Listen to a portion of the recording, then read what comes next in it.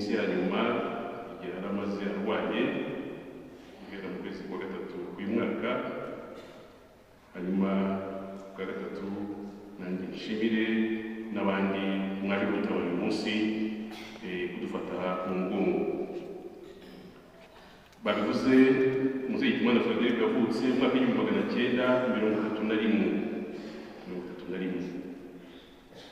atabarutse mu mwaka w'ibihumbi 2023 afite imyaka 92. Nk'uko nabivugaga kumvuga ntabwo byoroshye, ni amateka maremare, harimo namwe wenda tutibuka neza, ariko hari ayo ajya tubwira, ariko byose umuntu abivuze ntabwo yabirangiza. Rero ndagira ngo nkunze kuvuga ku bintu bitatu gusa, ariko ndagira kuvuga kuri ibyo bitatu. Ngarutse ku buzima bwe, bavuze ko yize hano i Kabgayi, akiri amashuri abanza niba yigiye, hanyuma yiga n'imyaka 2 y'amashuri yisumbuye hari icyo. Muri icyo gihe, muri iyo myaka ya za 40 ntabwo ugiye kwiga amashuri yisumbuye byari ibintu bihabwa umuntu wese, cyangwa kimwe se mu bushobozi na buri wese. Ndumva amateka yatubwira yamaze imyaka 2. Muri iyo myaka 2 amateka atubwiraga nuko icyo gihe muzehe we bari gukora umwuga wo gucuruza inka, yari abizobereyemo ibyo bintu. Inka zijyana mu kinyaga zagendaga ari nyinshi cyane. Icyo gihe amukura mu ishuri kugira ngo bazajye bajyana gukora iyo bizinesi, avamo gutyo. Ariko iyo myaka 2 ubona ko yari yarize ibintu byinshi. Kimwe mu bintu mwibukiraho, ndumva hari n'abavandimwe bavuze hari nimugoroba, ntabwo nzi ko bakibyibuka, twebwe abana twize kandi yakoze ku buryo hafi ya twese twarize, ntabwo byari ibintu byoroshye. Ikintu mwibukiraho muri amashuri 2 turi abana, hari igitabo kumva ntabwo mwibuka ikiruhuko kuba byose cyane kubera igihe twagiye tujyamo bitandukanye, yari dictionnaire, umurage w'amagambo yavanyishijwe hariya, bandikagamo, yanditse umukono na wino, umukono mwiza cyane. Cya gitabo kinini ndabyibuka niga muri primaire, njya mu iseminari, icyo gitabo yakiduhaye yari gifite, tukaza twigiramo amagambo, Igifaransa, Ikinyarwanda, Igifaransa. Ndabyibuka ari amagambo ntazibagirwa yanditsemo, ntabwo navugira aha ngaha. Ariko iyo myaka 2 icyo gitabo cya dictionnaire abanyamagambo nicyo mwibukiraho, akaba kiduhaye kugira ngo abajye kwiga natwe tuzakomeze aho yari ageze, kandi byarabaye. Ikindi mwibukiraho barakizi abo tuvukana, ariko abari bakuru, abatoya ntabwo bakizi ngo batabihasanze. Yajyaga tubwira, ndabibigeze kubimbwira ndatsinze kujya mu seminari, avuga ati muzagende mwige, ntabwo yarangije amashuri, ariko yararangije, mwebwe muzagende mwige muyarangize. Hatabivuze avuga yuko yabuze uko yiga.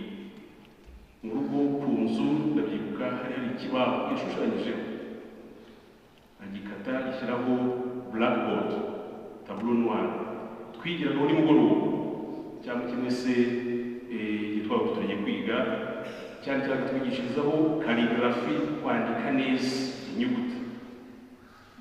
Icyo kintu kibaho ndakizi, yewe ndakigiyeho, ndetse n'abakuru banjye bagiyeho, abatoya bo ntabwo bakizi, ntabwo bakimenye icyo gihe. Ndumva twe tumaze kwimuka. Ibyo yabikoreye cyane cyane kubera ko yakundaga ko abana biga, akatwigisha no kwandika n'umukono mwiza usomeka. Abamuzi mu by'Imana cyangwa mu bitabo muri paruwase, iyo usomye ibitabo yanditse, nk'umusore utazi gusoma neza ahita inyuguti azibona vuba cyane. Afite umukono mwiza wa calligraphy, yaho twigishije twese tujye tubasha kuwufata ngo twandike nk'uko yandika.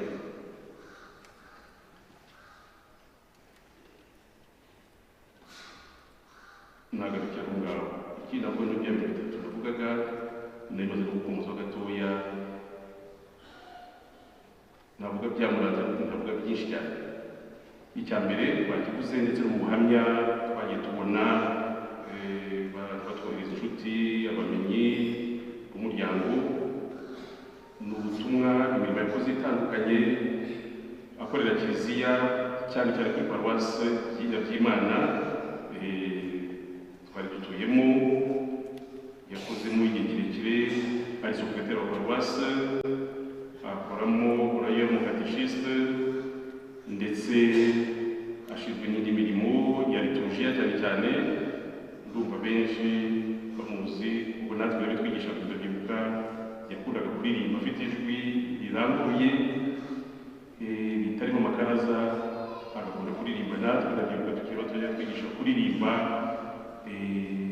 indirimbo wenda nibuka cyane mu mwaka w'1977 ntazabyibagirwa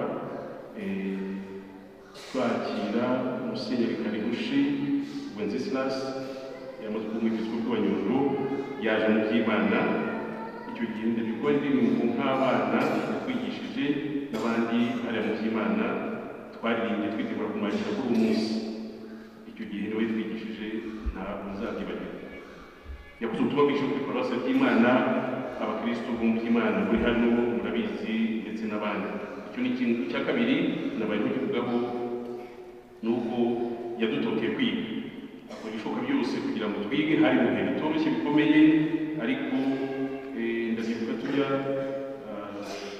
umukuru wanjye amaze gutsinda icyo gihe nta bushobozi bwari kuboneka cyane ibyo ndabyibuka ariko ubu nanjye nese kubitaho biba ngombwa ko agurisha inka yari afite yavuze ati izo nacuruzaga mu kinyaga niyo yasigaye nawe ndayigurisha ngiyi muzayigera umurangiza aduhatira kwiga kandi kuko ibyo biraba tukaba tumushimira ikindi cya gatatu nagira ngo ndagirizeho mu buryo navuga ku buzima bwe mwibukiro rye by'umwihariko nuko yari umuntu wagenderaga ku gihe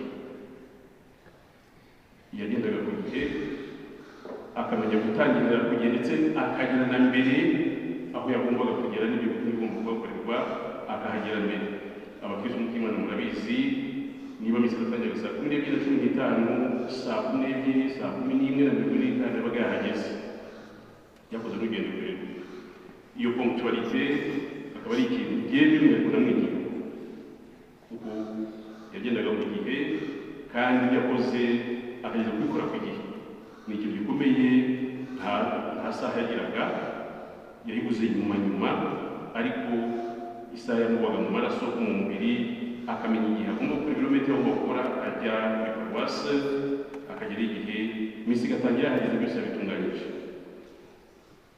ibyo ni byo tuzirikanaho kubera ko paruwasi na kiliziya by'umwihariko akadutoza ukwemera n'abana be ndetse twese mu rugo ntabwo ari ibyo yigisha gusa ahubwo ibyo yakoraga n'ibyo byatugenda bitubera isomo kandi ibyo ngibyo izo mbuto zeze turazizi kandi turazemera tukazimushimira akaba ari nadufashe kwiga kugira ngo abana bose mu rugo bige abari bishoboye bose kandi bose barize buri wese agira ahantu ageza kugira ngo abashe kwibeshaho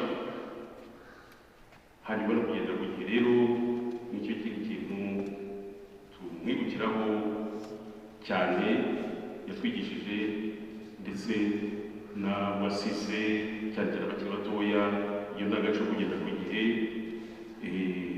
wenda ntabwo muyizi muzayitore muri gusigana reka none nsabe n'umuntu wanjye ashimire by'umwihariko abamuri hafi muri iyi minsi ya nyuma y'uburwayi bwe mu mezi 4 5 yaramaze iminsi atakibasha kugenda. Arakoze cyane n'icyubahiro Musenyeri uko yarabivuze ubuzima bwe yaranzwe n'ibintu byinshi ariko uko iminsi yagiye ikura niko n'imbaraga zakunze kuba nkeya twaba tugira ngo dufate umwanya dushimira abantu bose bamubaye hafi ariko tubanza gushimira Imana yamurinze guhera mu 1931 kugeza ejo bundi ku itariki ya 8 yitaba Imana.